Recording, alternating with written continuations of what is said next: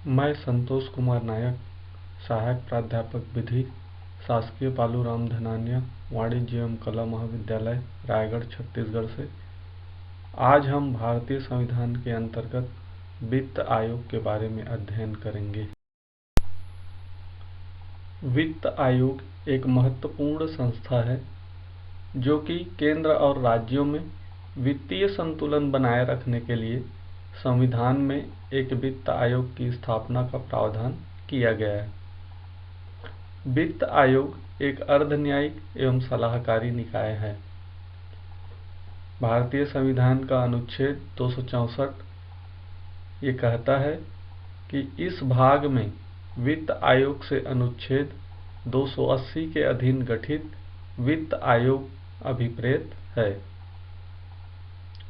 भारतीय संविधान के अनुच्छेद 280 के अंतर्गत वित्त आयोग एक संवैधानिक निकाय है। वित्त आयोग का गठन भारतीय संविधान के अनुच्छेद 280(1) में इस संबंध में उपबंध किया गया है।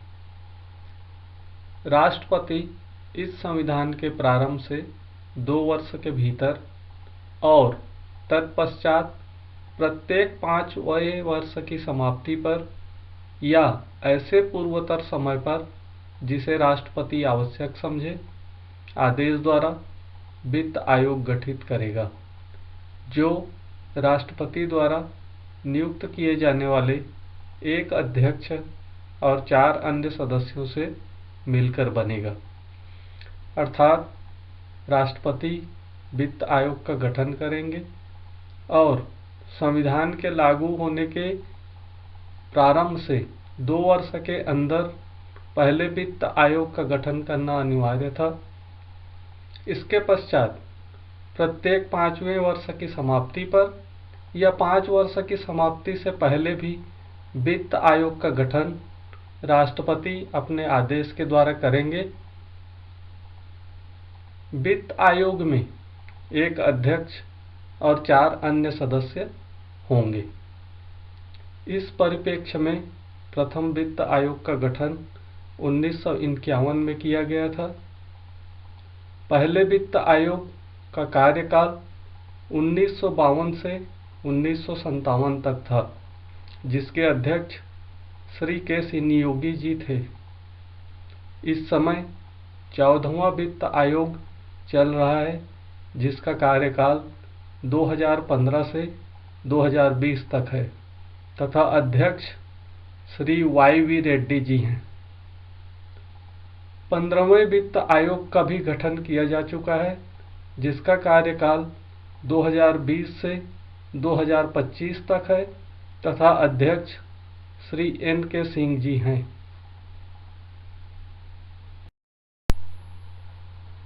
अर्हताएं या क्वालिफिकेशंस। अनुच्छेद 280(2) ये कहती है कि संसद विधि द्वारा उन अर्हताओं का जो आयोग के सदस्यों के रूप में नियुक्ति के लिए अपेक्षित होंगी और उस रीति का जिससे उनका चयन किया जाएगा अवधारण कर सकेगी। अर्थात संसद विधि बनाकर अध्यक्ष एवं आयोग के सदस्यों के लिए अर्हताएं निश्चित कर सकेगी। संसद द्वारा पारित वित्त आयोग प्रकीर्ण उपबंध अधिनियम 1951 के अनुसार वित्त आयोग के सदस्यों की अर्हताएं निम्नलिखित हैं। अध्यक्ष एक ऐसा व्यक्ति हो जो लोक मामलों का ज्ञाता हो। अन्य 4 सदस्यों में उच्च न्यायालय का न्यायाधीश बनने की अर्हता हो या उन्हें प्रशासन व वित्तीय मामलों का विशेष ज्ञान हो या अर्थशास्त्र का विशिष्ट ज्ञान हो। वित्त आयोग का कार्य। अनुच्छेद 280(3) में वित्त आयोग के कर्तव्यों का उल्लेख किया गया है। आयोग का यह कर्तव्य होगा कि वह क संघ और राज्यों के बीच करों के शुद्ध आगमों के जो इस अध्याय के अधीन उनमें विभाजित किए जाते हैं या किए जाएं वितरण के बारे में और राज्यों के बीच ऐसे आगमों के अपने अपने भाग के आवंटन के बारे में। ख भारत की संचित निधि में से राज्यों के राजस्वों में सहायता अनुदान को शासित करने वाले सिद्धांतों के बारे में।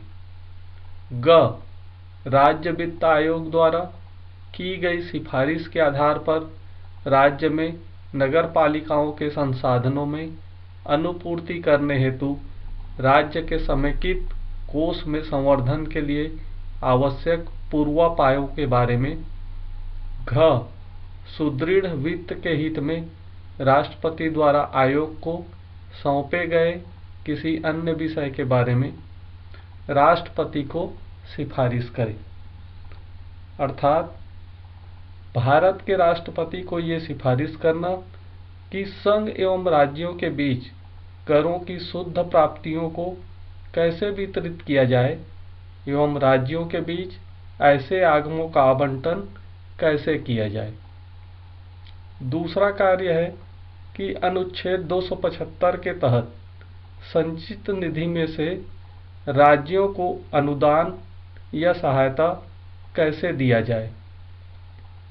तीसरा राज्य वित्त आयोग द्वारा की गई सिफारिशों के आधार पर पंचायतों एवं नगर पालिकाओं के संसाधनों की आपूर्ति हेतु राज्य की संचित निधि में संवर्धन के लिए आवश्यक कदमों की सिफारिश करना। और चौथा कि राष्ट्रपति द्वारा प्रदत्त अन्य कोई विशिष्ट निर्देश जो देश के सुदृढ़ वित्त के हित में हो। वित्त आयोग की प्रक्रिया एवं शक्तियां। भारतीय संविधान की अनुच्छेद 280 4 ये उपबंधित करती है कि आयोग अपनी प्रक्रिया अवधारित करेगा और अपने कृत्यों के पालन में उसे ऐसी शक्तियां होंगी जो संसद विधि द्वारा उसे प्रदान करे। अर्थात आयोग अपनी प्रक्रिया को स्वयं अवधारित करता है और वह जो भी कार्य करता है उसके लिए उसे ऐसी शक्तियां प्राप्त होती हैं जो संसद ने विधि बनाकर उसे प्रदत्त की हैं। अनुच्छेद 281 ये उपबंधित करता है कि राष्ट्रपति इस संविधान के उपबंधों के अधीन वित्त आयोग द्वारा की गई प्रत्येक सिफारिश को उस पर की गई कार्यवाही के स्पष्टीकारक ज्ञापन सहित संसद के प्रत्येक सदन के समक्ष रखवाएगा। अर्थात आयोग अपनी रिपोर्ट राष्ट्रपति को सौंपता है जिसे राष्ट्रपति संसद के दोनों सदनों के समक्ष रखवाता है। साथ ही आयोग द्वारा प्रस्तुत सिफारिशों के साथ स्पष्टीकारक ज्ञापन भी रखवाना अनिवार्य होता है ताकि प्रत्येक सिफारिश के संबंध में हुई कार्यवाही की जानकारी हो सके। यहाँ एक बात ध्यान देने योग्य है कि वित्त आयोग द्वारा की गई सिफारिशें सलाहकारी प्रवृत्ति की होती हैं और इसे मानना या न मानना पूर्णतः सरकार पर निर्भर करता है।